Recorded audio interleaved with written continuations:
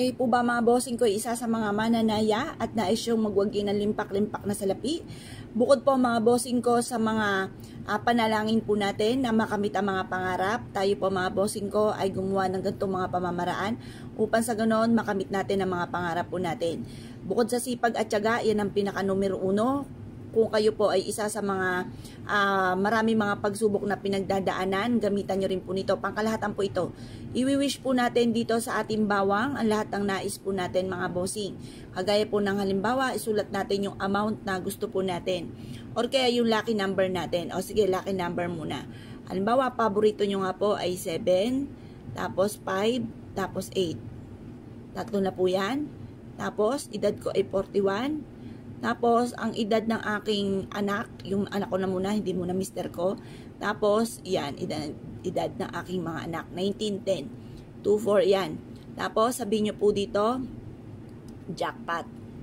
Manalo ako ng jackpot sa number na ito. Tapos, mga bossing, isulat yung matagal mo nang pinapangarap na amount, halimbawa ay 5 million or higit pa. Wala naman po masama mga bossing na mangarap, wala pong bayad po yan. Yan, isulat po natin yan, 5 million. Pagkatapos mga bossing ko, isulat nyo pa yung nais po ninyo mga bossing, isulat nyo na po, paikot po yan mga bossing ko, ano pa yung nais ninyo. Halimbawa ay big house. Big house. O kaya ay luxury car. Yan.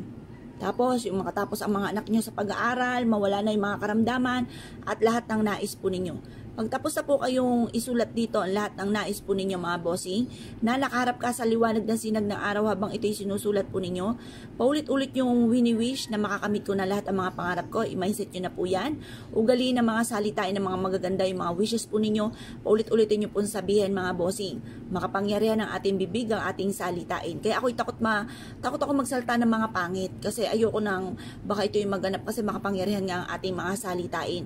Kaya panay mga magagandang ating sasabihin.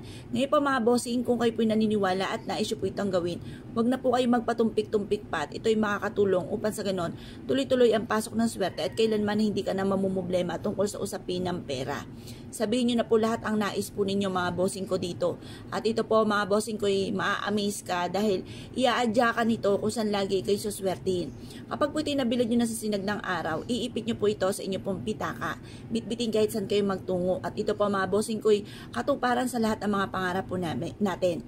Ito po ay makakatulong upang sa ganon, kung ano man po yung ninanais ninyo ay parang hindi maging mailap sa inyong swerte at i-adya ka kung saan lagi kayo suswertihin. Proven po ito na napakaswerte. Kaya kung kayo po naniniwala at nais po itong gawin, huwag na po kayo magpatumpik-tumpik pa at subukan nyo po ito mga bossing. Ngayon po mga bossing, ito po isa sa mga sikreto, kaya huwag nyo na lang ipagsasabi kahit kanino. I-share nyo na lang po yung ating pong video upang sa ganon may makaalam po nito at sila po ay makatulong din po sa kanila mga bossing. Ngayon pa mga bossing, kung kayo po naniniwala at nais po itong gawin, ay siya mga bossing, good luck po sa inyo po lahat.